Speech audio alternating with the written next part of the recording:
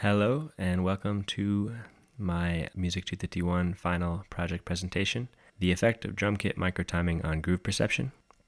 So my motivation was that I've often noticed how drummers, particularly in hip-hop and jazz contexts, will significantly vary the placement of notes in pretty typical drum patterns. Simple drum patterns where, typically the kick is on 1 and 3 and the snare is on 2 and 4 and the hi-hats on at 8th and 16th note pulses. They will slightly delay, put a natural lag, or anticipate the delivery of these patterns to create a stronger musical effect.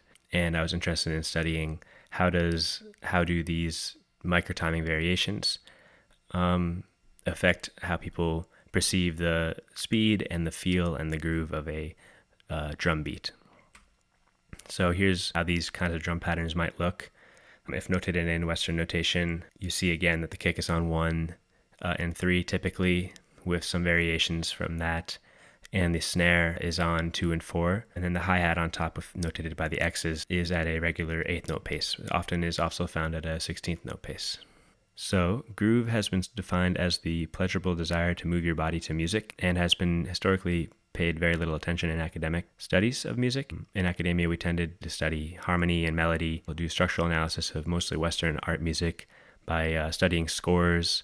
There's much less emphasis on groove in Western art music. In fact, percussion wasn't introduced really until the late 1800s in like Mahler symphonies and such. Because academic studies tended to focus primarily on Western art music, we didn't really study groove and rhythm in music in a rigorous way until later in the 20th century, when jazz and other genres started to become more popular and amongst elite people. That's why we now think about rhythm. So recent studies in the psychology of music have shown that the sensation of groove involves motor and reward processes in the brain, and that process is largely driven by adherence and subversion to rhythmic expectations. So if you're expecting a beat or a rhythm to sound a certain way, like in a genre, like in hip-hop, the way I described the drum beats before, but it sounds a little different, and there's microtiming variation, for example, it may or may not affect you in your experience of groove, and that's largely what we will look at in this study. Other things that affect groove perception are syncopation, which really means, as opposed to microtiming variation, means kind of larger scale rhythmic displacements of beats, where a kick or a snare might happen a whole 16th or a whole 8th note later, instead of just several milliseconds or something. The clarity of the beat, rhythmic density, and rhythmic variability, which is similar to that syncopation, all also affect groove perception. Some studies, like Itani et al., showed that specific tempo regions were found to be more groovy than others on average, they found that region to be around 100 to 120 BPM. As several studies have shown, the largest impact on groove perception is typically genre or style bias. A heavy metal drummer might not tend to like, a simple groove in a folk tune arrangement, and a jazz pianist might not be all that into like a dubstep beat because of their different experiences. An interesting study by Hoffman et al. In 2017 focused on jazz trio performances and found that microtiming variations less than 19 milliseconds were preferred by listeners over quantized performance. So this might indicate that microtiming variation is desirable, but too much of it is not. Another study by Fruyhoff et al. Found that microtiming variation in rock beats corresponded negatively with perception of groove. That is, if you varied the placement of beats by any amount, that groove perception was generally lower. People liked the groove less. But we took issue with some of the elements of this study, namely that they only focused on rock and used a very simple drum pattern, pretty much the simplest drum pattern, which was 1 and 3 kick, 2 and 4 snare, and 8th note hi-hats, as well as they shifted the kick and the snare, which I believe would dismantle the sense of beat clarity pretty significantly, leaving the hi-hat the only factor to kind of stabilize a sense of tempo. So we did not do those things in our study, and instead had our beats constructed with tempo-dependent rhythmic displacement, we've tried to make our beats more generic genre-wise, and we only shifted the snare so as to provide a little bit more beat clarity. So the questions that we ask are, does microtiming variation cause any change in groove perception? And Also, is there a correlation between the direction of note displacement and perception of groove? So if you displace notes forward in a bar, which means put them later in the bar, does that affect groove differently than if you displace them to be earlier in the bar or happen quicker? Our hypotheses are that beats with forward displacement of snare or hi-hat would tend to feel more laid back, and beats with backward displacement of snare or hi-hat would tend to feel more rushed. And also that there will be some correlation between forward or backward displacement and overall perception of groove. So methods and materials. We had a good number of participants. We had 20 people participate, which consisted of classmates, family members, and friends. And I'm very grateful for all of you. Thank you. The stimuli were drum beats constructed in Logic. The drum beats were 4 bars long, and I made 6 different beats, 6 different, fundamentally different beats with different rhythms. And they each had kind of a medium complexity, meaning they weren't too complicated, they weren't too simple. This was decided on through a study that found that medium complexity beats tended to be the most likely to induce a sense of groove. We don't want to overcomplicate the listener's ear and have them be, totally out of the groove, and we don't want it to be so simple that it's boring. All 6 of these beats were rendered at 5 different tempos, 82, 90, 98, 106, and 114, a decent spread between 80 and 120 BPM, which also spans the range that Itani et al. Found to be optimal for groove perception, which was 100 to 120. And then all beats were also rendered with 5 displacements, -4, -2, 0, 2, and 4 ticks, where a tick was the 128th note, and also with 5 different drum kits, so did 5 different sets of samples. This is what that process sort of looked like. So here are 5 different tracks in Logic with several different drum kits loaded, and actually, 6 different tracks in Logic, and you can see each track has 5 different MIDI regions labeled with the kind of displacement featured for each beat. Here's a closer look at some of those MIDI regions. Here's 5 different displacements at -60 ticks, -30 ticks, 0 ticks, 30 ticks, and 60 ticks, where you can see that the highlighted snare note, is increasingly put further forward in the bar, further ahead in time. So you can see that the snare kind of is centered around beat 2, but doesn't always fall right on beat 2. And these are what our displacements kind of look like.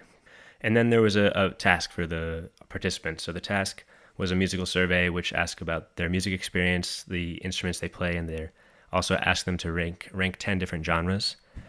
So we could look at correlations there. We gave them 42 beats, and each beat was ranked on a scale of 1 to 10 with respect to speed, which was on a scale from slow to fast, feel from laid back to rushed, and groove perception generally, which is kind of subjective, and it's I don't like this at all, or I like this a lot. Here's how it kind of looks.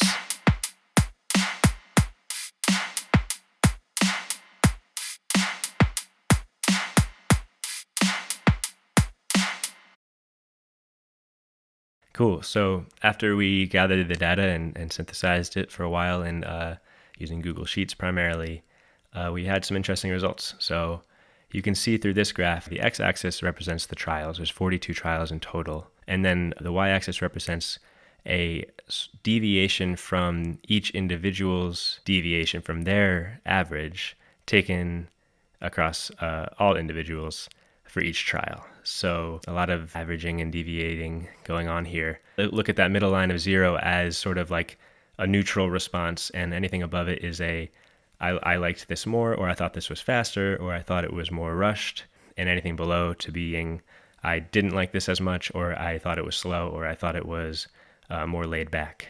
The blue line represents speed, the red line represents feel, and the yellow line represents groove. So you can see that the blue and red line sort of follow each other the whole time, which indicates the perceived speed and the feel, which was on a scale of laid back to rushed, seem to correlate a lot.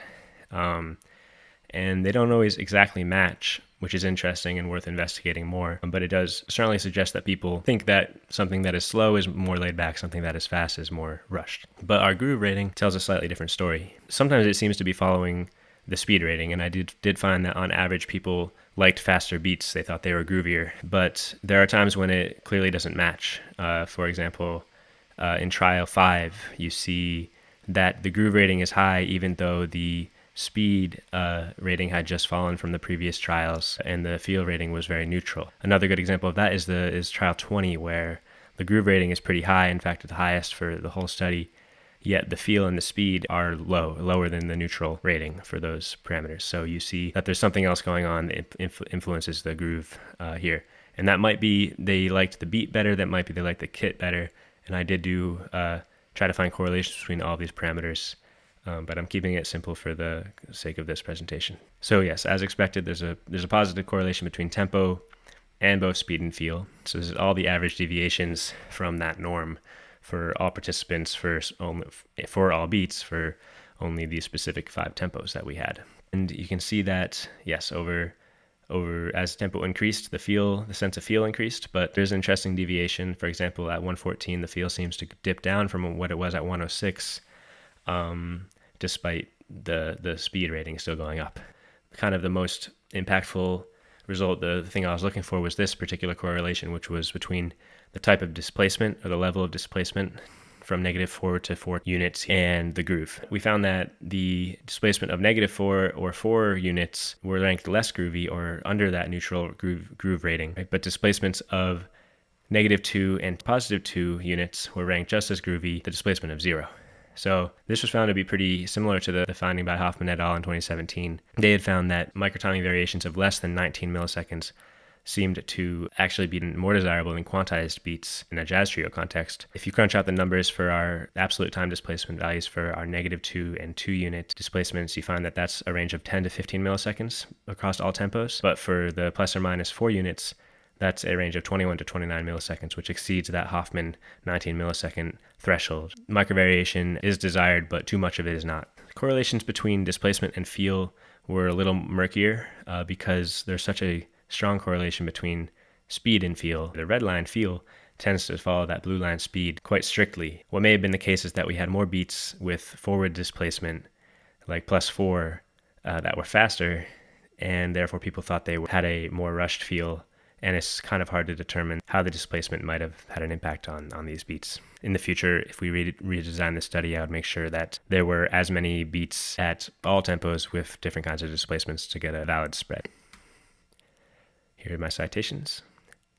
And I want to thank you very much for listening, and thanks for giving me the opportunity to talk and participate in this course. Thanks, Professor Fujioka and Barbara, for your assistance in everything and being flexible throughout this wild quarter. And with that, I will head out. Thank you.